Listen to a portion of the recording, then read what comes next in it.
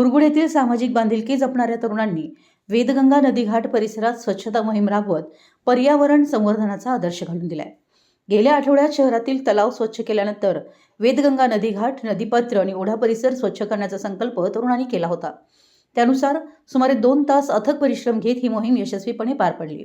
या मोहिमेदरम्यान नदीघाट परिसरातून तब्बल 500हून अधिक दारूच्या रिकाम्या बाटल्या, 200 पेक्षा अधिक शीतपेयांच्या बाटल्या तसेच मोठ्या प्रमाणात साचलेला प्लास्टिक व इतर कचरा गोळा करण्यात आला। एकूण ट्रॉलीभर कचरा हटवून परिसर स्वच्छ करण्यात आला।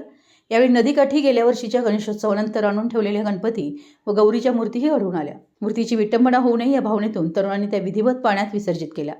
या स्वच्छता मोहिमेत शिवभक्त, सामाजिक कार्यकर्ते सर्जेराव भाट, ओंकार पोद्दार, तानाजी भराडे, संकेत शहा, प्रफुल्ल कांबळे, गणेश भाट, वेदांत मंडलिक यांच्यासह अनेक तरुणांनी उत्स्फूर्त सहभाग घेतला।